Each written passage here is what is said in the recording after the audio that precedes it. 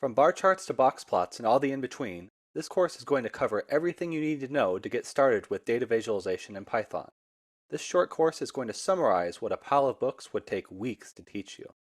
By the end of the course, you will be prepared with vital visualization design knowledge and know how to use the primary data visualization library in Python, matplotlib, to programmatically create data visualizations. Throughout the course, I won't only be focusing on how to create data visualizations. I'm also going to explain why we do things the way we do and provide some insight into the dark arts of data visualization.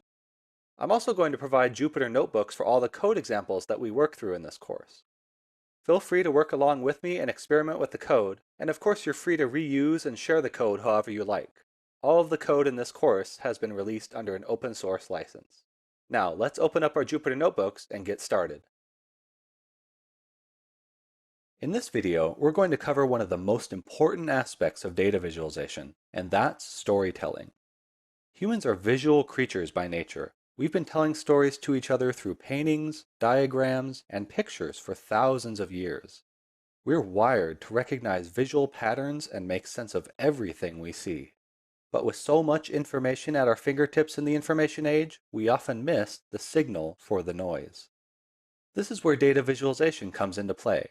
Data visualizations take otherwise boring and incomprehensible tables of numbers and turns them into a visual story for us to explore and experience. The key to creating an effective visualization is to realize that we're telling a story from the data. With that in mind, here are some steps that you should follow every time you create a data visualization. The first step is to stop worrying about the specific tool or programming language that you're going to use to create your visualization. It's important to know that you can create beautiful and engaging visualizations in basic programs like Excel if you have an interesting story and you know what you're doing. Ultimately, the story that you'll be telling with your visualization will dictate what tools you use, so there's no point in worrying about the tools from the onset. The next step is to clearly define the story of your data visualization. Now, it's important to do this before you look at the data, because blindly searching through the data and data mining for a story is going to waste a lot of your time, and you probably won't find a very interesting story that way. So before you look at the data, have a story or a theory in mind to look at. Once you have a story in mind, you should ask yourself, what would a visualization that tells this story look like? That leads directly to the next step, which is to pick the right chart for your story. Here you should ask yourself, what type of chart tells your story most clearly without adding too much unnecessary information? We'll go into more detail on this later. The final step is to assess your data visualization. Ask yourself, can you immediately see the story from your data visualization? Are there distractions in the visualization that pull your reader's attention away from the main story? If there are distractions, then it's time to go back to the drawing board and start over. For the last part of this video, I'd like to touch on the concept of the data-ink ratio. Edward Tufte famously popularized the idea of the data-ink ratio, that we should endeavor to maximize the amount of data our visualizations communicate using the simplest visualizations possible. I would take the data-ink ratio a step further. We should maximize the story-ink ratio in our visualizations by only showing the data necessary to effectively and honestly tell our story. Sometimes you can show too much data on the screen, and that makes it harder for your viewers to see your story. Don't confuse your viewers. Provide them with just enough information to draw a conclusion from the visualization, but don't give them information overload. To conclude, to make a truly impactful data visualization, don't think of it as just another means to show numbers on the screen. Think of your visualization as a story, and the rest will follow.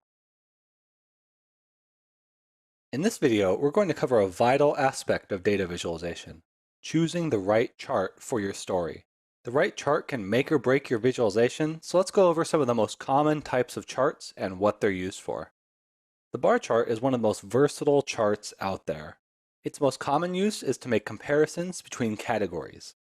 In this case, we can use a bar chart to show what programming language is searched for the most on Google.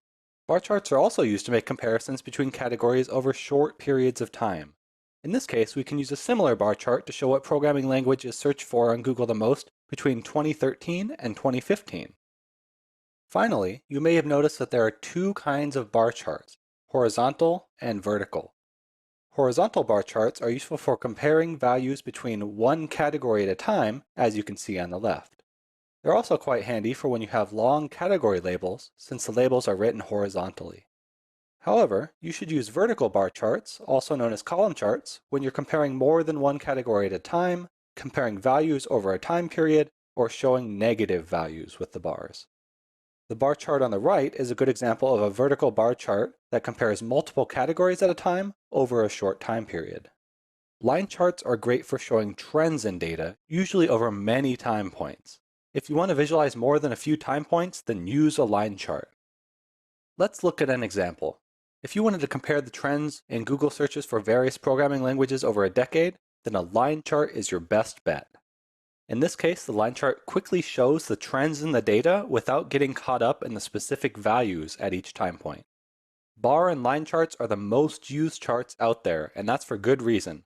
They're simple, easy to understand, and they're effective at communicating data. Whenever you can, use a bar or line chart. The infamous pie chart. Pie charts have a bad reputation because they're misused so often, but they can effectively show proportions for a category if they're used correctly. Let's go over the proper usage of a pie chart. The first thing to know is that pie charts are best for showing only a few categories. If you're trying to show the percentage breakdown for 10 different categories in a pie chart, then the pie chart is the wrong chart for your purposes. It's also important to know that the parts of the pie chart must add up to a meaningful whole. In the example I have here, Python, JavaScript, and R aren't the only programming languages that people search for on Google, but presenting them in this way implies that they are. That's clearly wrong. Instead, we should include a new category that summarizes all of the other programming languages that people search for on Google. Now the pie chart properly represents a meaningful whole. Lastly, pie charts should only be used to show the proportion for only one category or group of categories. In this case, this pie chart works well if our goal is to show that Python, JavaScript, and R represent about a quarter of all programming language searches. If you want to get any more precise than that, then the pie chart is the wrong chart for your purposes. You can think of stacked area charts as a combination of the line chart and the pie chart. They show trends in proportions over time. For example, if we wanted to show a breakdown of the growing number of Google searches for Python, JavaScript, and R, then a stacked area chart would be ideal. However, keep in mind that stacked area charts don't show specific values very well because the categories are stacked on top of each other and affect one another. For that reason, you should only use stacked area charts when the trends are more important than the specific values. Histograms are useful for showing the spread of your data. If you surveyed 1,000 Python programmers and asked their age, you could use a histogram to see their age spread. Histograms are great for initial data exploration, and they should be the first chart you make every time you start working with a new data set. Like histograms, box plots summarize the distribution of your data. Half of your data falls within the blue box, the red line shows the median value, and the whiskers show the maximum and minimum values. Box plots are useful for comparing the distribution of data. If you surveyed 1,000 Python, JavaScript, and R programmers and asked their age, you could use box plots to efficiently summarize and compare their age ranges. Box plots are also great for quickly spotting outliers in your data because any points that are outside the normal range of your data will automatically be highlighted. Scatterplots are one of the most powerful chart types out there because they can be used to establish relationships between variables. They're most commonly used in scientific applications, but they're useful for anyone that's looking for correlations between variables. You can also scale the size of the dots according to a third variable, but that's usually not very effective because visually comparing dot sizes is notoriously difficult.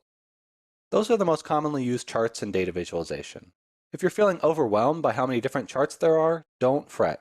I've created a chart selector to help you choose the best chart for your story. You can view the chart selector yourself if you open the file chart-selector.png in your working files. Let me show you how the chart selector works with an example.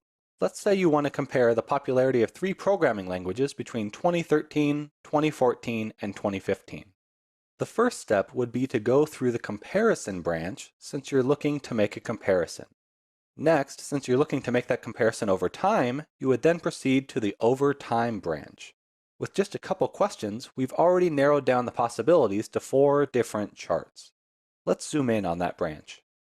Since you only have 3 time points to compare, 2013, 2014, and 2015, you would then proceed down the right branch. few periods, and reach the final decision point. Since you're only comparing a few categories, the 3 programming languages, the chart selector recommends that you use a bar chart. If you remember from earlier in this video, that's exactly what we used in the bar chart example, and it's probably your best bet for showing this kind of data.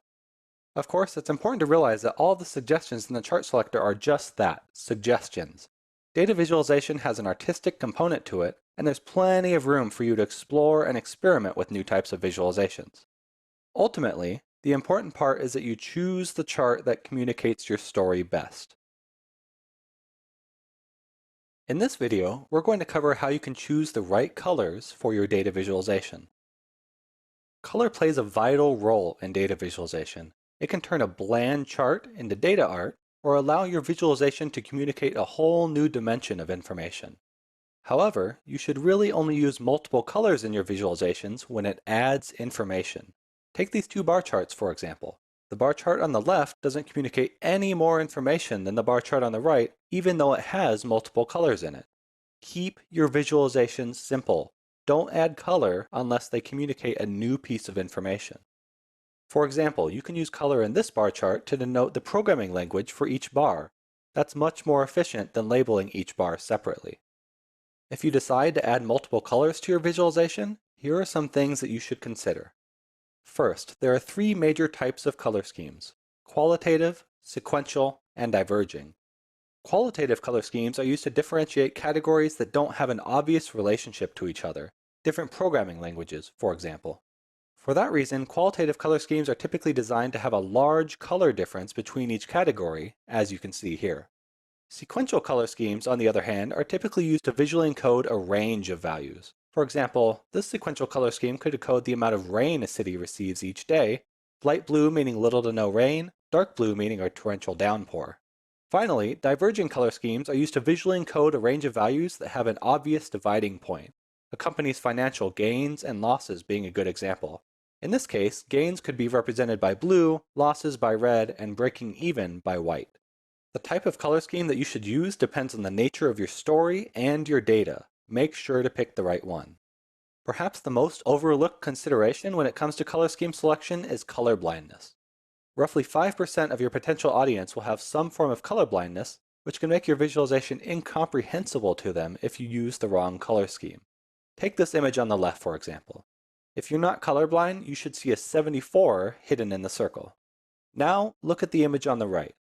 I ran that image through a color blindness simulator to show you what the exact same image looks like with one common form of color blindness.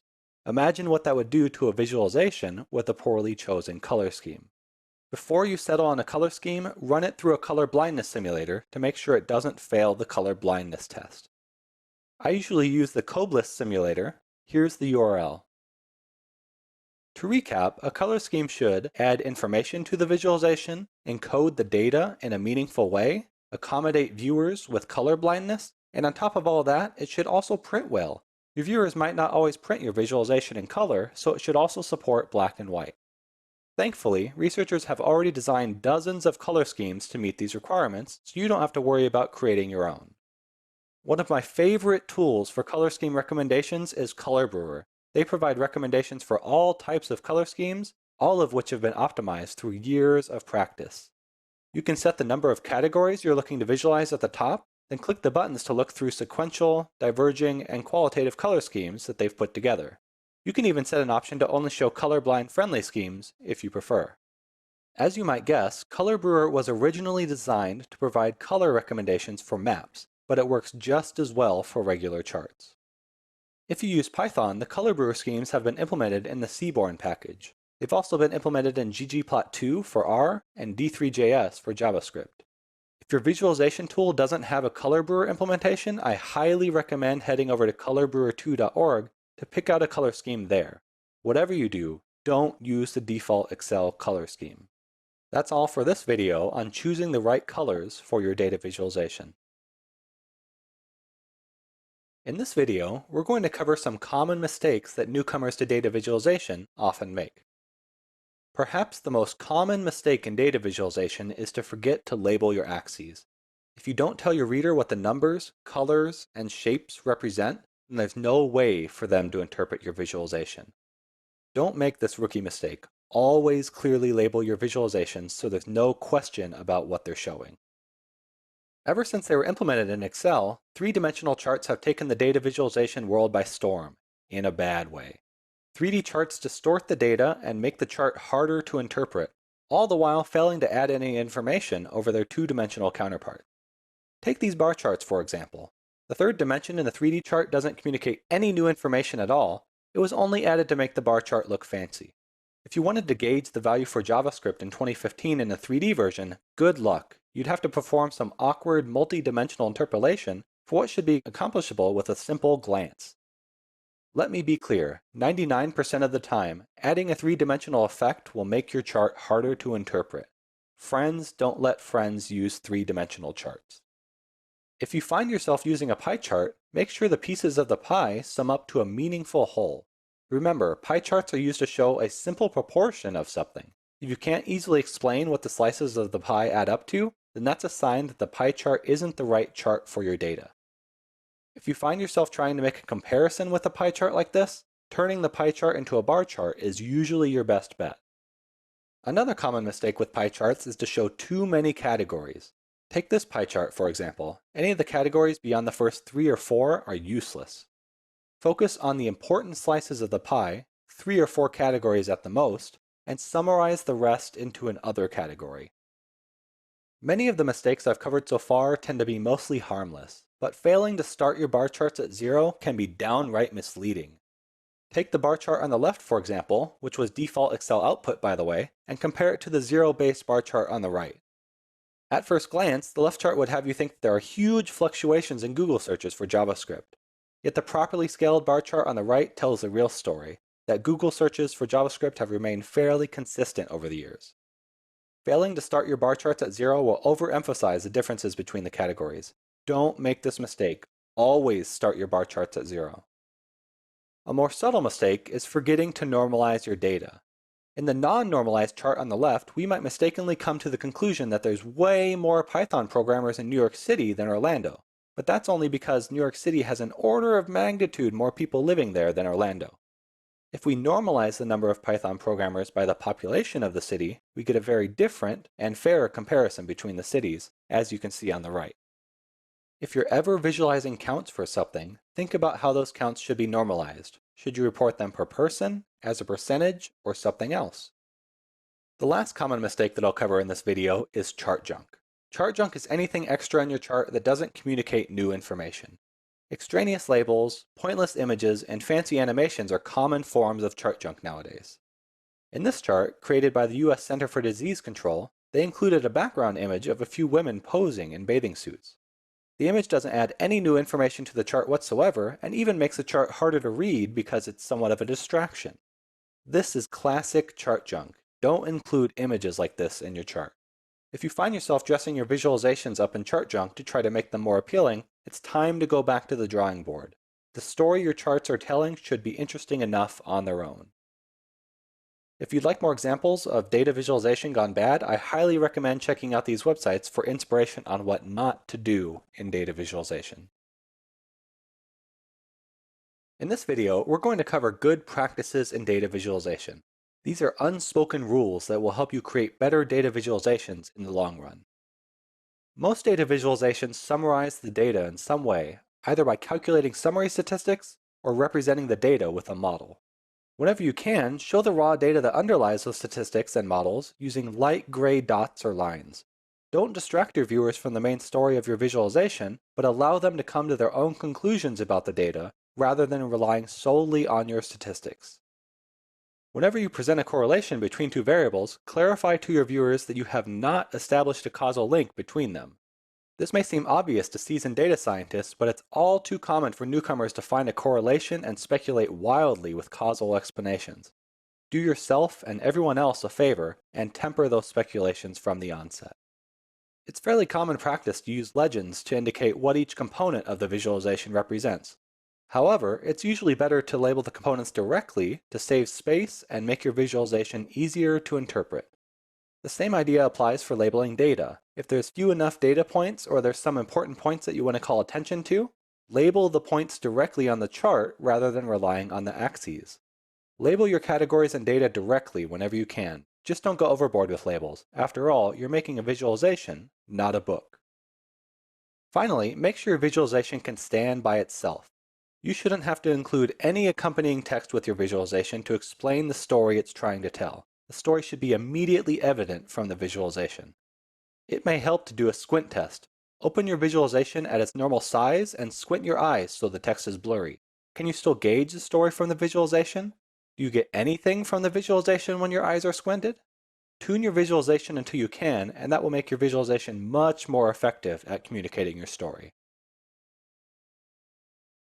In this video, we're going to cover reproducibility in data visualization.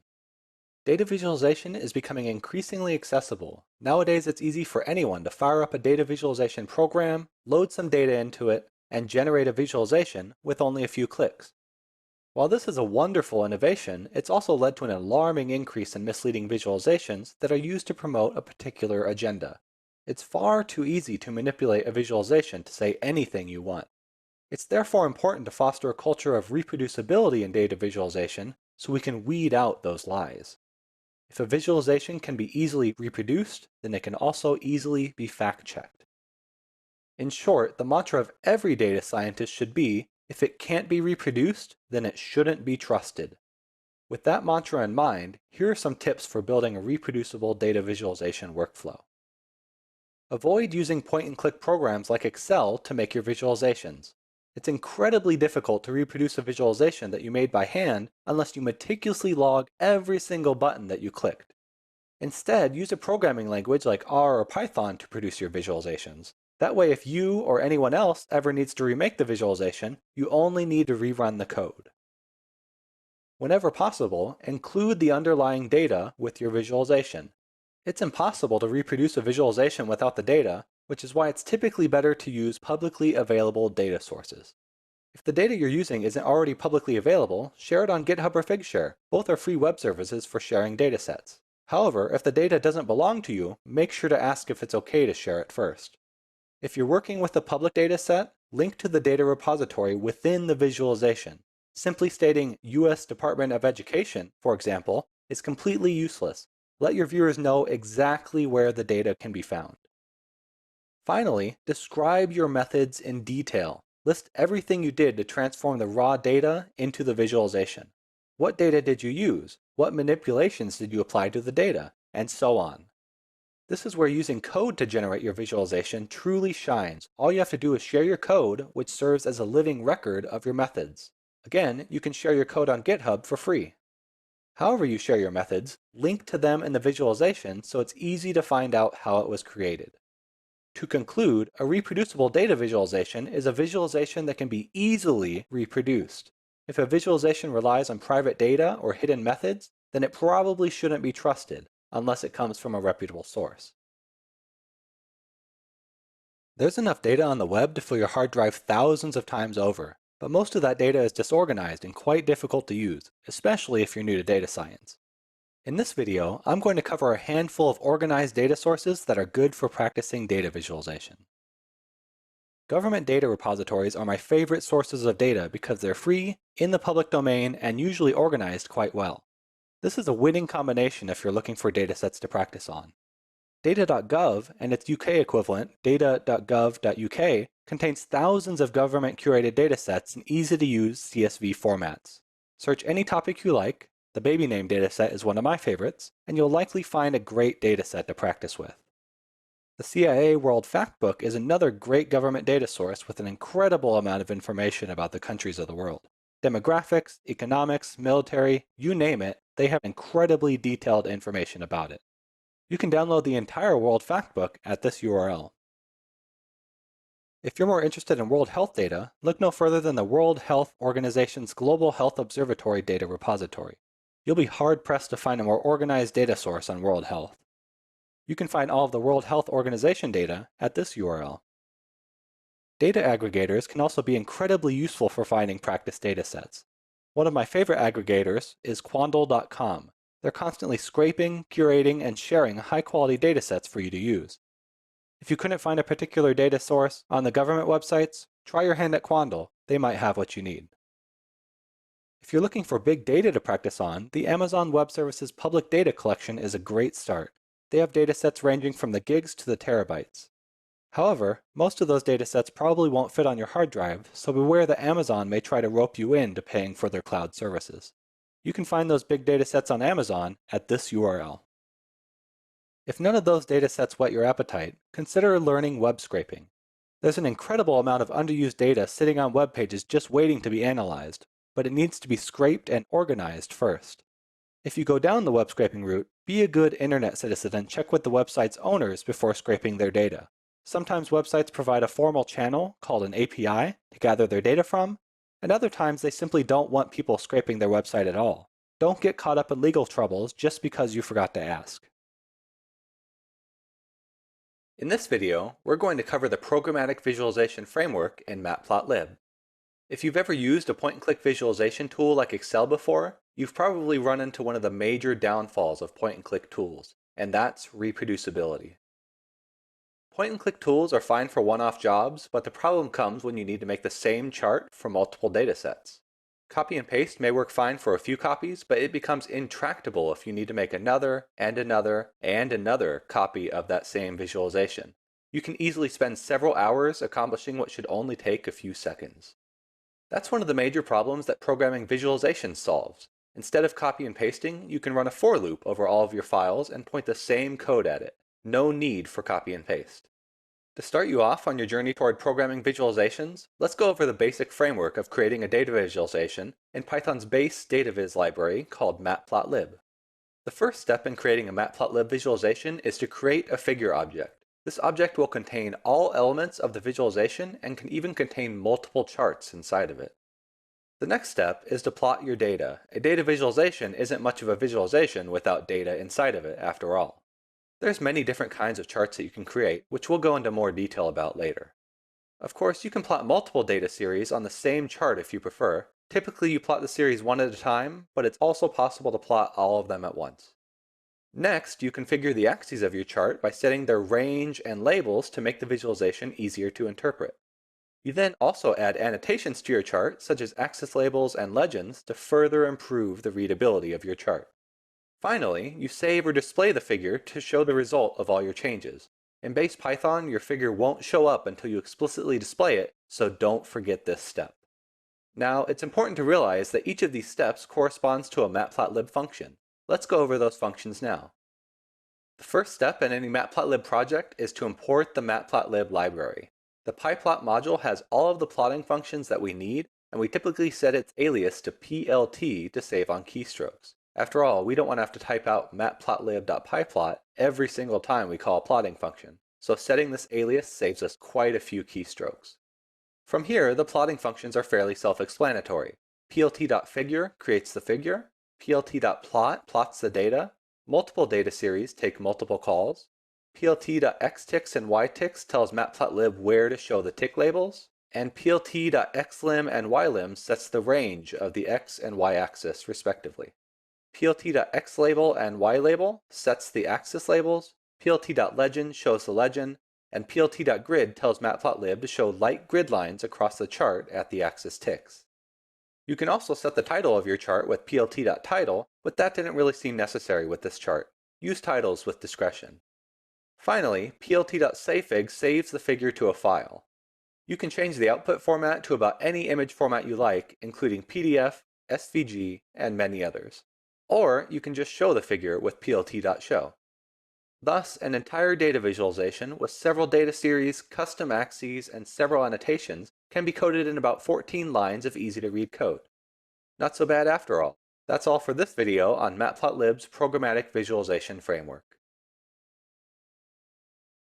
In this video, we're going to cover using matplotlib in the Jupyter Notebook. If you've ever used the Jupyter Notebook, previously known as the IPython Notebook, then you know that it's been a godsend to the Python data science community. There are three main advantages that the Jupyter Notebook offers over the traditional Python terminal. The first advantage is that it's an interactive terminal.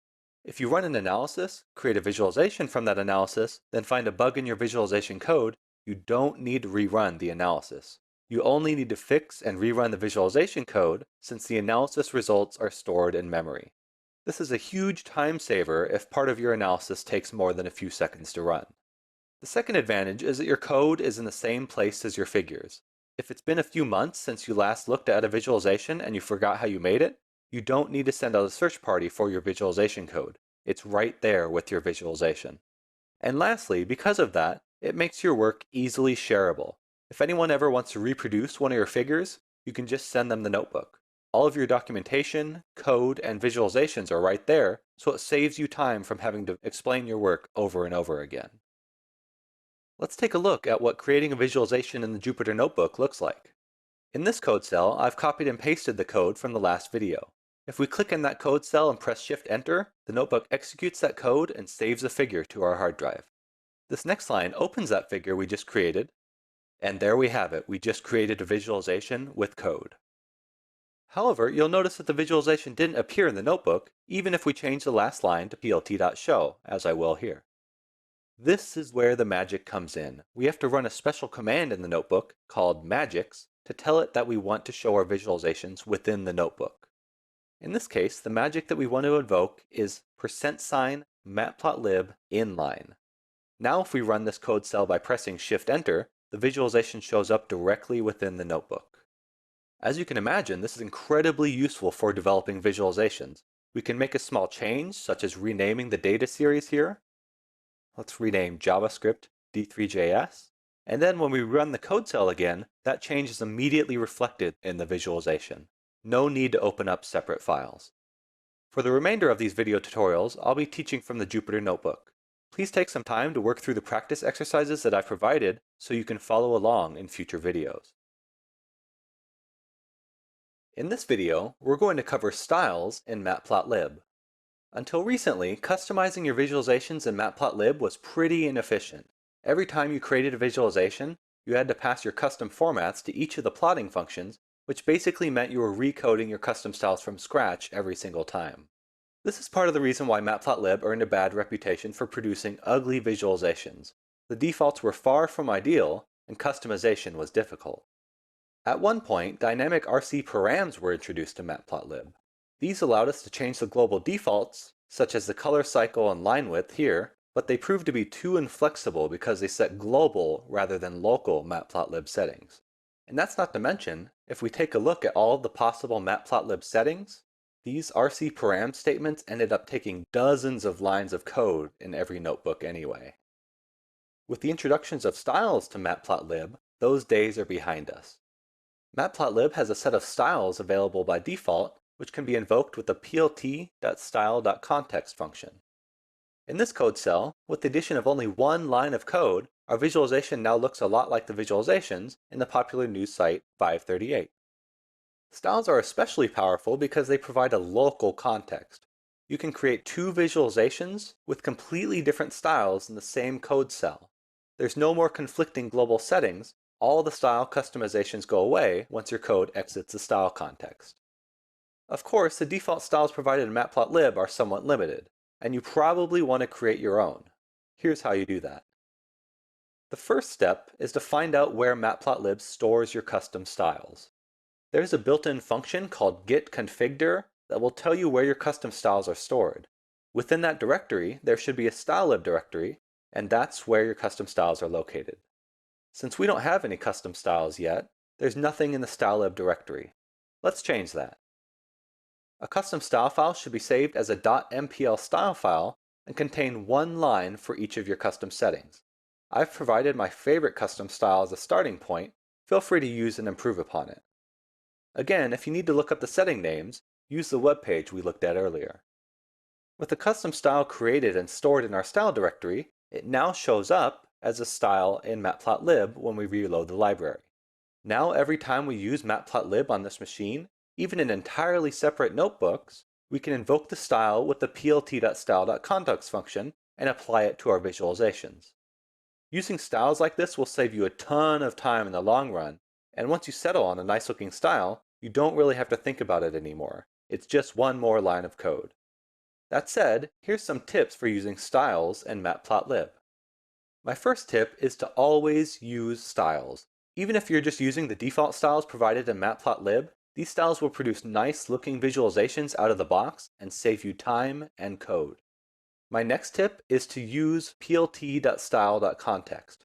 You technically can use plt.style.use, which sets the style globally for your notebook, but you'll probably run into problems with conflicting styles if you find yourself wanting to use different styles in different places in your notebook.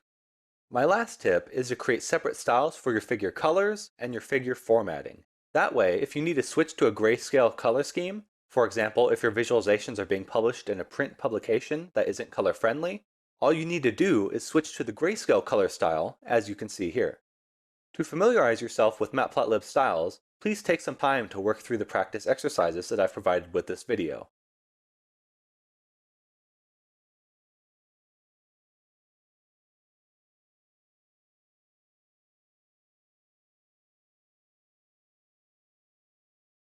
In this video, we're going to cover the basic chart types in matplotlib. For the demonstrations in this video, I'll be using fake or simulated data so we can focus on how the code works rather than getting distracted by the specifics of a dataset. To provide you with more practical experience with these plotting functions, I've also developed a series of exercises for you to practice using the plotting functions with a variety of real-world datasets. I strongly encourage you to pause this video every time we finish covering a particular plotting function so you can practice and solidify what you just learned.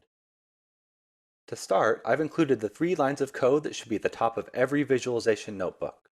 Use the IPython magic to tell the notebook to show all visualizations within the notebook, import matplotlib's plotting functions, and import NumPy for its utility functions. Now let's jump on in. Line plots are one of the most basic chart types out there. They're useful for quickly showing trends in datasets, especially in time series data with many time points. The matplotlib function for creating line plots is plot.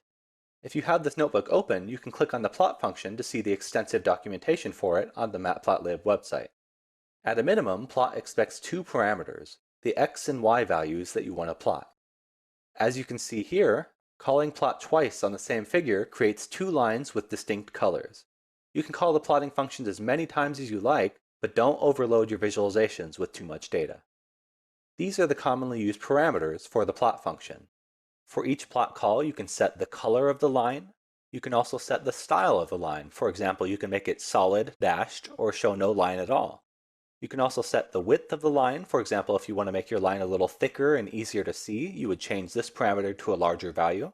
You can also make markers appear at each data point in the line, and you can make them appear as circles, triangles, or if you don't want markers, you can set it to none. You can also change the size of those markers, so if you want to make them smaller or larger, you would put a correspondingly large or small value here. Finally, you can assign a label to each line, which is useful if you're going to show a legend in your plot, because that is the text that will show up for each line. Now remember, if you're using styles, all of these parameters except for the label can be automatically set within the style. Here's an example where I reworked the line plot into a grayscale version and used distinct markers, line styles, and a legend to clearly indicate which line is which. As with all line plot calls, I pass the x and y data. Next, I can pass a color and assign it to black or any other color that I like. I then changed the line style to a solid line and made the line a little bit thicker by changing it to 2 instead of the default 1. I also added markers, so S stands for square, and I made them of size 6, which is a fairly small marker size. Lastly, I added a label. Since I'm plotting the y1 values, I simply labeled it y1.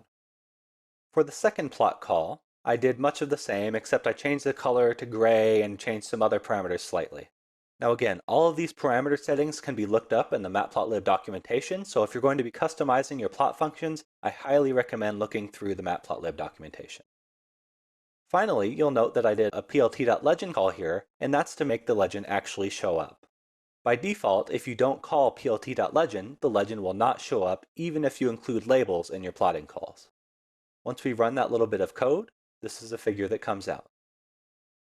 Vertical bar charts are most often used to compare values between categories, but sometimes they're also used to show temporal trends in data with only a few time points. The matplotlib function for creating vertical bar charts is bar. Again, if you have this notebook open in your browser, you can click on the bar function to see the extensive matplotlib documentation for it. Bar expects 2 parameters at a minimum, left and height. Left should be a list of numbers indicating the x position of the bars, and height should be a list of numbers indicating the values that the bars represent. With this bar chart, we can quickly compare the values between 2012, 2013, and 2014 without having to actually look up the specific numbers, so we can see an increasing trend over those years. These are the commonly used parameters for the bar function. Just like with the line plots, we can set the color of the bars. We can also set the edge color of the bars. So for example, if we want to remove the edges, we can set it to none. We can also set the width of the bars. So if we want to make them wider and more prominent, or we can shrink them down and then set it to a smaller number if we have to fit multiple bars in a small space.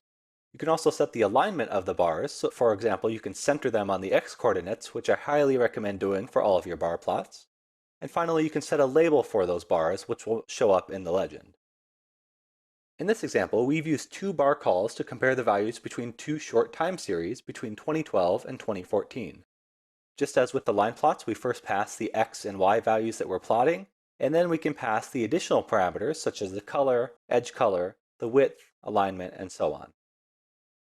Once we run this code, it results in this chart here with two series of bar plots that show an increasing and decreasing trend, respectively. Now, there are a couple eccentricities here in this code that I'll take a moment to focus on. For one, you'll notice that we subtracted 0.2 from the x values of one of the bar calls and added 0.2 to the x values of the other. This forces the bars to be placed side by side since they would otherwise overlap. The reason the value is specifically 0.2 is because that's half the bar width that we set, and thus they're evenly spaced over the time points now, as you can see here. The other eccentricity here is the x-ticks. In the first bar chart I showed you, the bar x values were shown in scientific notation, which is an odd matplotlib default that we probably don't want in this case. We can overcome this default by converting the tick labels to strings, as we do here. The code that reads str year for year in years is called a list comprehension, and is an efficient method for applying a function over a list of values. In this case, we're simply converting the numbers to strings, which makes them show up properly in the plot. Horizontal bar charts, like their vertical cousins, are used to compare values between categories.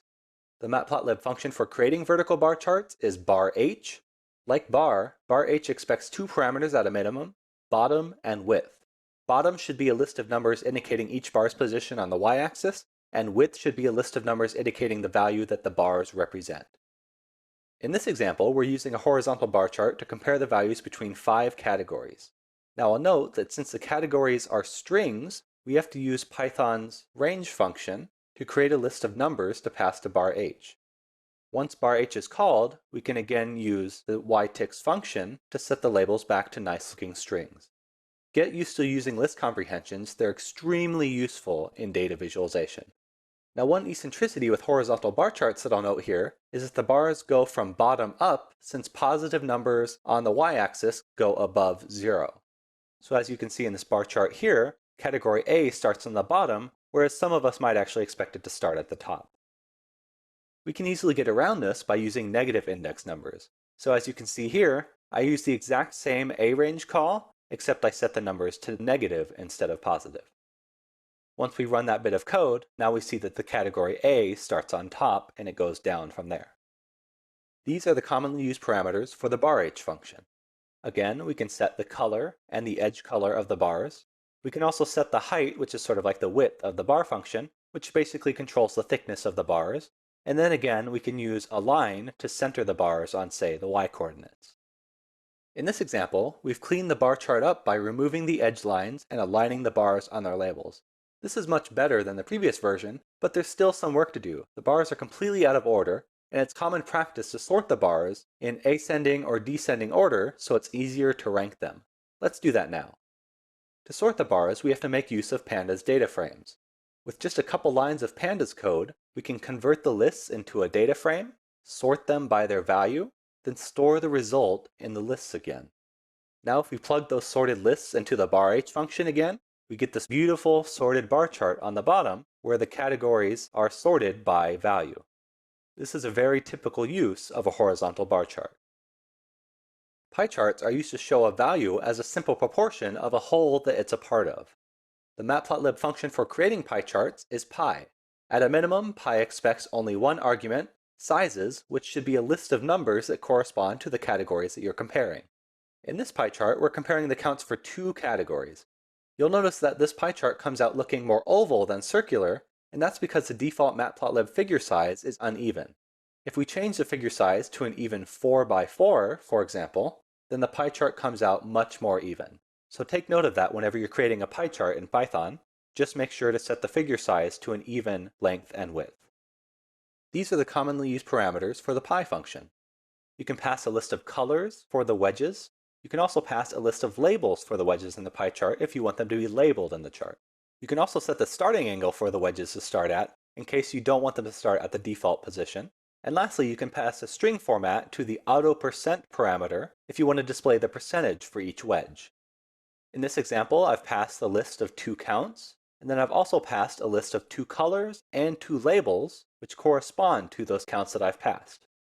I've also passed a custom formatting function to the auto% function there, which shows the percentages of each wedge. Now note that I've set it to 1 decimal point of precision, but you can change this number to a larger number or even 0 if you want higher or lower precision. The result is a solid use of a pie chart to show that the count of one category, in this case category A, composes over half of the counts for all of the categories. In other words, a simple proportion. Finally, scatterplots are used to display relationships between variables. The matplotlib function for creating scatterplots is scatter. Scatter expects two arguments at a minimum, x and y, which corresponds to the lists of values for the two variables you're looking to correlate. In this example, we've used the scatter function to display the positive correlation between x and y variables.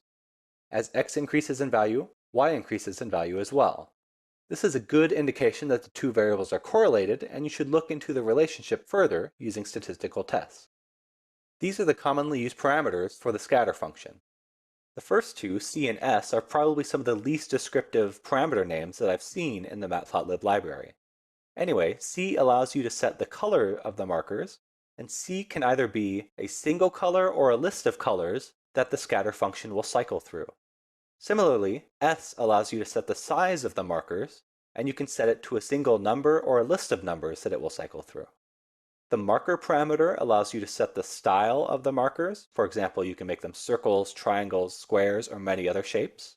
And lastly, edge color allows you to set the color of the lines on the edges of the markers, which is useful really for removing the edges because that makes them crisper and easier to see.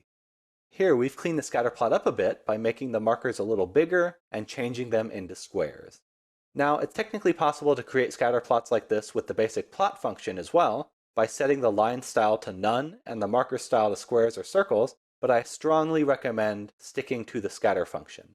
That way you have a distinct function for each different type of chart. Make sure to practice using these charts in the exercises I've provided so you know how, and more importantly when, to use them. In this video, we're going to cover visualizing distributions in matplotlib. Distributions are at the core of science, statistics, and machine learning. The world is a messy and imperfect place, so anytime you repeat experiments or collect sample data out in the real world, you're going to see a spread of measurements. This spread is known as a distribution. For the demonstrations in this video, I'll be using fake or simulated data so we can focus on how the code works rather than getting distracted by the specifics of a dataset. To provide you with more practical experience with these plotting functions, I've also developed a series of exercises for you to practice using the plotting functions with a variety of real-world datasets. I strongly encourage you to pause this video every time we finish covering a particular plotting function so you can practice and solidify what you just learned. To start, I've included the 3 lines that should be at the top of every visualization notebook. Use the IPython magic to tell the notebook to show all visualizations within the notebook, import matplotlib's plotting functions, and import NumPy for its utility functions. Histograms are the most basic plot for displaying distributions.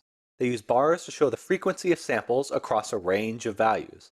The larger the bars, the more samples in that value range. The matplotlib function for creating histograms is hist. At a minimum, hist expects only one variable, x, which should be a list of values you want to display the distribution of. In this example, we've simulated 1,000 samples from a normal distribution centered around 42. This means that when we visualize the distribution of these samples, most of them will be around 42, but some will be at 37 and 47, and a few of them will be around 32 and 52. And sure enough, when we look at the histogram here, that's exactly what we see. These are the commonly used parameters for the hist function. We can set the color of the bars in case we have a certain color preference. We can also set the number of bins to display in the histogram to give a finer grained detail, or we can even specify specific bins if we know that data should be binned in a certain way. We can also normalize the counts in the histogram using the normed function and pass either a true or false, indicating whether we want to perform that normalization.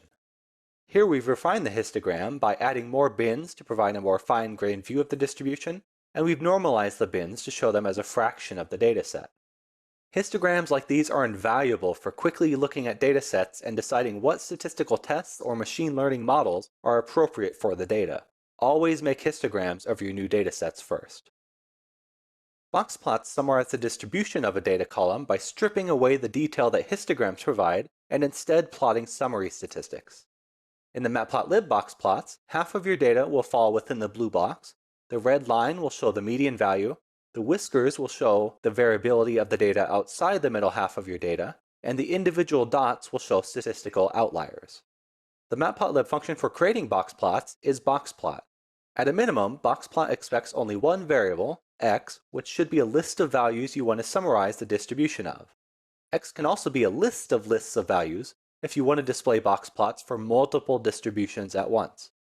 In this example, we've created two box plots summarizing two separate normal distributions. As expected, the first distribution, which we simulated to center around 57, shows up around the 57 value, and similarly, the second distribution, which we simulated show up around 42, shows up around 42. We also see that the first distribution has a smaller box, which represents the smaller variance that we programmed into the distribution. These are the commonly used parameters in the boxplot function. We can pass a list of labels to set the labels for the box plots, which can be helpful for finding out which experiments we're comparing. We can also pass a true or false value to the notch parameter to indicate whether notches should be created around the median. Notches are usually used to indicate the 95% confidence interval around the median and can be useful for performing statistical comparisons between the distribution. We can also pass an integer value to the bootstrap parameter, which indicates whether the notches around the median should be bootstrapped and how many bootstraps should be used. This is especially useful if we know that our data isn't normally distributed. Here we've refined the box plots by adding labels and bootstrap notches to them. Now we can use the notches to show that even though the distributions partially overlap, we have high confidence that they are significantly different from each other. In this video, we're going to cover subplots and small multiples in matplotlib. For the demonstrations in this video, I'll be using fake or simulated data so we can focus on how the code works rather than getting distracted by the specifics of a dataset. To provide you with more practical experience with these plotting functions, I've also developed a series of exercises for you to practice using the plotting functions with a variety of real-world datasets. I strongly encourage you to pause this video every time we finish covering a particular plotting function so you can practice and solidify what you just learned. To start, I've included the 3 lines of code that should be at the top of every visualization notebook. The IPython magic telling the notebook to show all visualizations within the notebook, import matplotlib's plotting functions, and import numpy for its utility functions. Subplots allow you to place multiple charts inside a single figure. The matplotlib function to create a subplot is subplot. Subplot expects 3 parameters, the number of rows, the number of columns, and the plot number. As you can see here, you have to call subplot for each subplot in the figure. Here, we created a 2x3 grid of subplots and placed them from left to right and top to bottom. Note that calling the tight layout function at the end is quite important here, since it organizes the subplots such that their labels don't overlap each other. Subplots are fairly innocuous on their own. They allow you to place related charts next to each other, a histogram and a scatterplot in this case, which might be useful in some cases. But the real power of subplots comes with small multiples. The idea behind small multiples is simple. If you have to compare trends in many categories, usually 6 or more, it can be difficult to show all of the trends in a single chart. For example, here, we're trying to show the trends for 16 different categories in the same chart, and this is fairly incomprehensible. We can't really gain much out of this. Instead, we can create a figure with as many subplots as we have categories, and plot each category separately.